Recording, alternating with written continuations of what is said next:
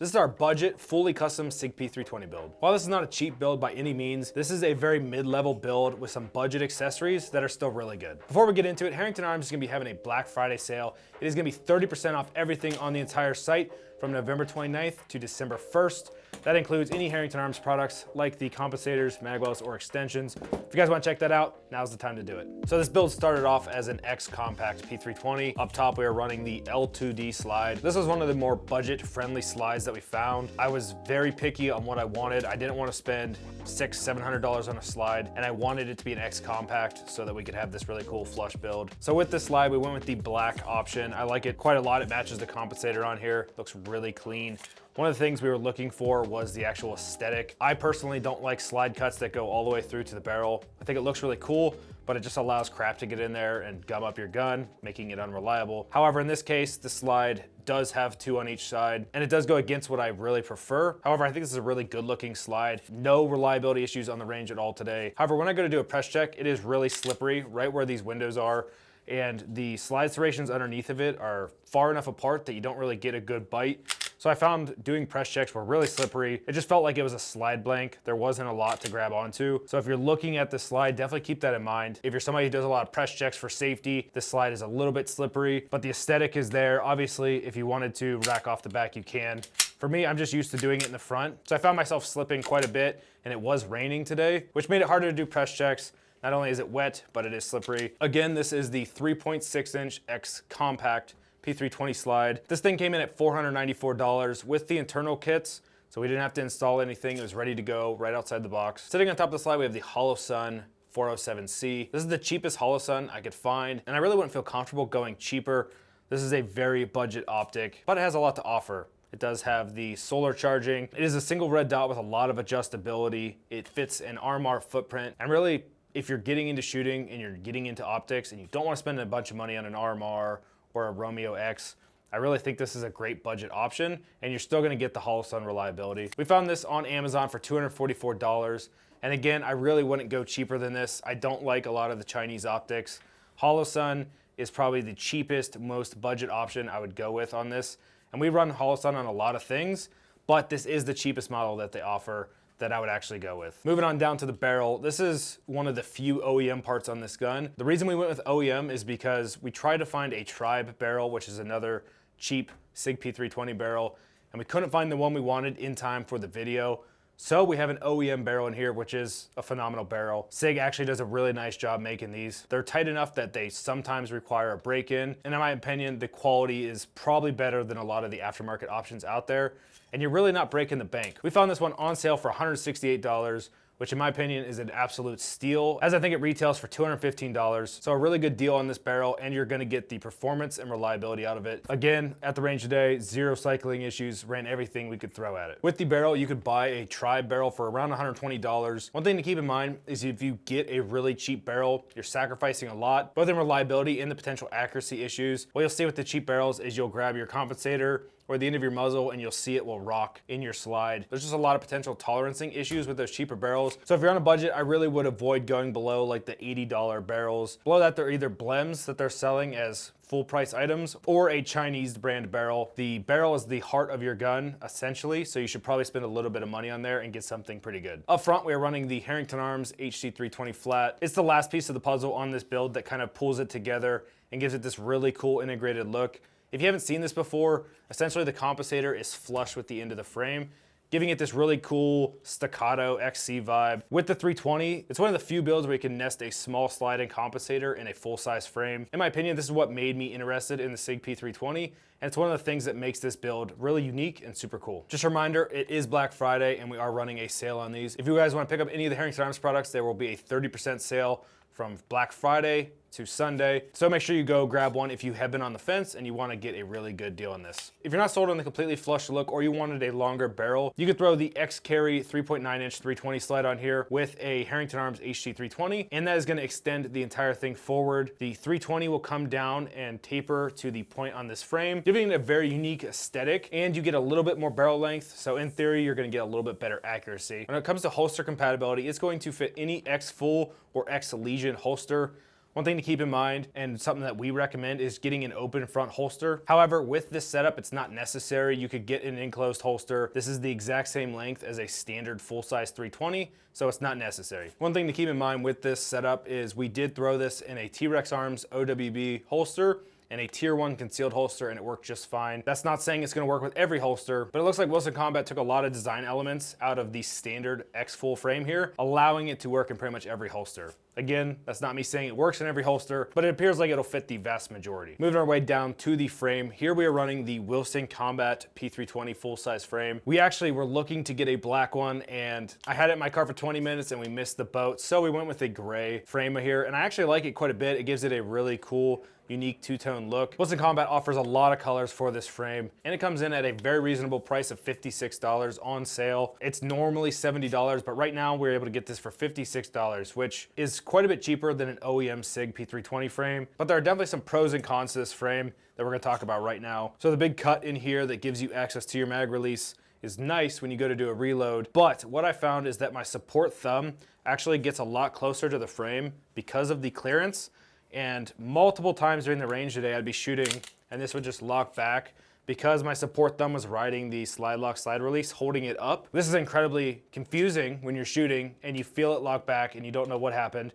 It's also a giant waste of time. If you're in the middle of running a drill or having to use this in a self-defense situation, that's almost the last thing you want, is because you're gonna take a second to look at it, diagnose the situation, and then get back into it. While that is pretty silly, there is a solution. The Cogworks slide release will get it up out of the way, giving you clearance if you are really interested in the Wilson Combat frame. I've seen this multiple times today, and I've noticed a common trend amongst a lot of frames, including the Icarus frame. You'll see here there's a big cutout right where your support thumb is gonna go. Both with the Wilson Combat and the Icarus, I would get slide lock all the time. And I would say it's definitely a counterintuitive thing when shooting, and it's probably my biggest con with this entire build. For $52, you could fix this with that Cogworks slide release, but we tried to keep it budget build. It is something I experienced with this. It's not necessarily a reliability issue. It's just kind of a design fault for my hand style with the Wilson Combat frame. One thing to note about this frame is it feels very ergonomic. For me, when I look at an OEM frame, it's almost perfect. The Wilson Combat did a really nice job with this beaver tail. I feel like I can get really high up on this frame,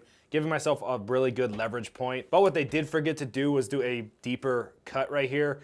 This one feels very similar to OEM, but since the back of my hand can get higher, the front now becomes the pinch point. So I had a little bit of binding on my middle finger here when shooting. Not a big deal, but I did notice that the back feels really good and the front kind of fell on its face. When looking at the grip texture on this frame, I really don't think you could get much better.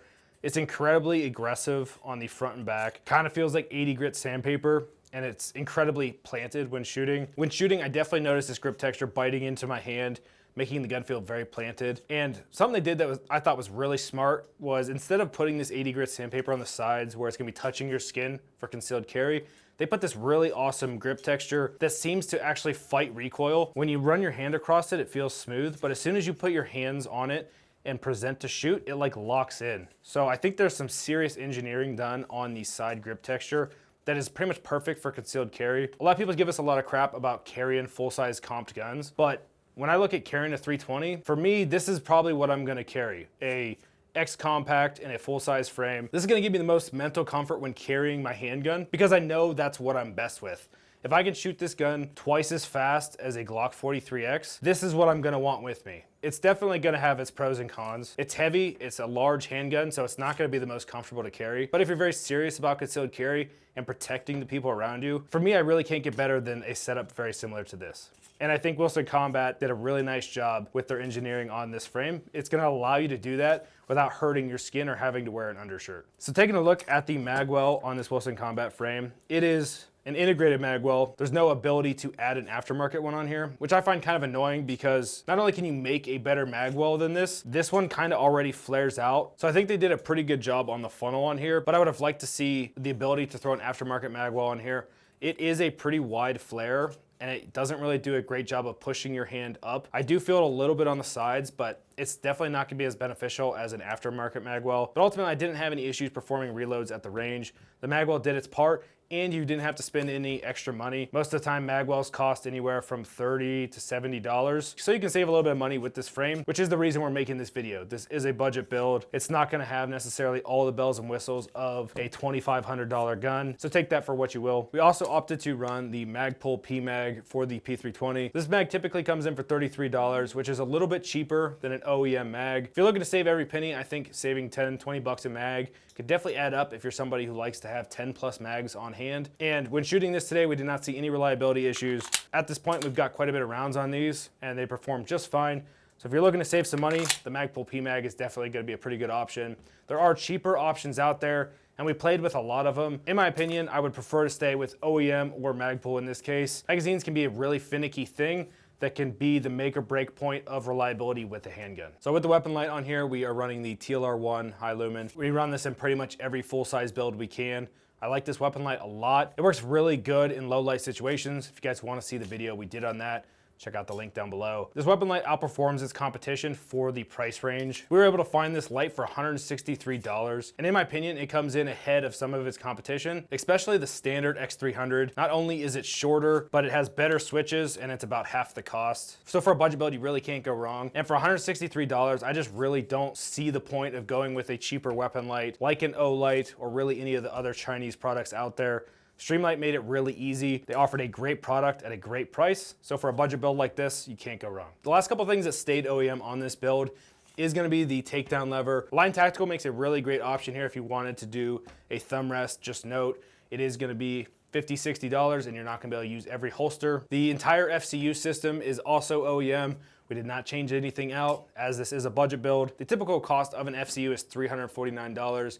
So this is gonna be one of the more expensive elements of this entire build. So coming in at a total price of $1,636, do you get what you pay for? And I think the answer here is yes. All of these products are very high quality, made from reputable companies. When we put together this build, we knew we wanted to be budget and we wanted to go with some of the cheaper options on the market, like the Holosun Light or the Streamlight TLR1, the Wilson Combat Frame. There was just a lot of room for potential savings over like what we did with the ultimate build. Right now is the best time of year to buy this kind of build. It's Black Friday. Everything's gonna be on sale. And if you're looking to get into a Sig P320 setup, I honestly would recommend the components we have here. Everything is incredibly premium.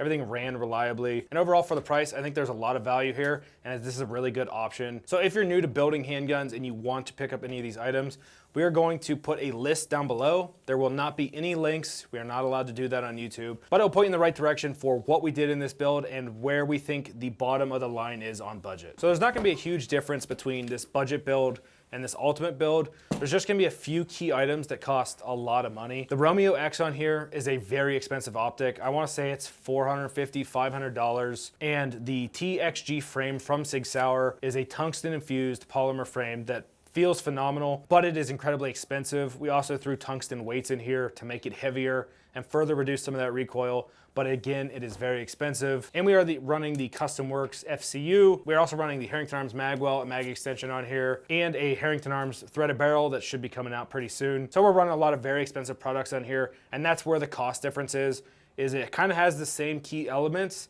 It's just the elements that are on here cost more. That's not saying any of these items are bad, including this Holosun optic. So for us, this is pretty much the cheapest good stuff you can actually get. And when you go any lower, you start getting a lot of reliability issues or quality issues. But at the end of the day, both of these builds have a lot in common. And I'm gonna perform very similar when it comes to range times and my actual ability when shooting. Spending $1,000 more on this build is gonna give a experienced shooter a leg up and elevate them to be the best shooter they can be. But if you're a newer shooter, you are probably not gonna see the difference between these two handguns. I would really recommend building out a budget 320. Before you go all out on a $2,500 320, get used to the platform, make sure it's what you like. And one of the things that's great about Sig is you can pretty much change everything out, and there's a lot of aftermarket support for the 320. So if you buy this and you end up wanting to change out the frame later, you could sell it on the used market and probably get the majority of your money back. A lot of people are doing these kind of builds, and what's nice about the system is it's scalable. When you look at systems like Glock, you can only do so much to a build, and the 320 really opens that up, allowing you a lot more flexibility. So that brings me to my last point. How does this gun shoot? Honestly, it shoots very similar to all the 320 builds we've done, including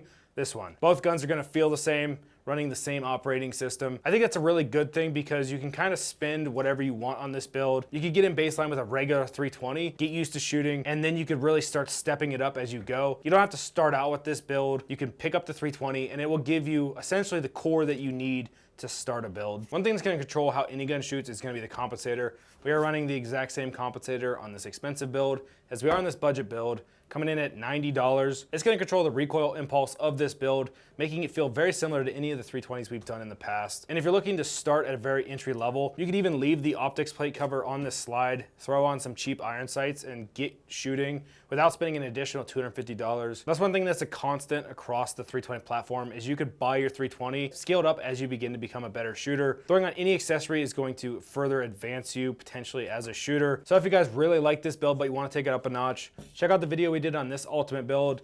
Link will be over here. Otherwise, if you guys like this video, we'd appreciate a like and subscribe. We'll see you next time.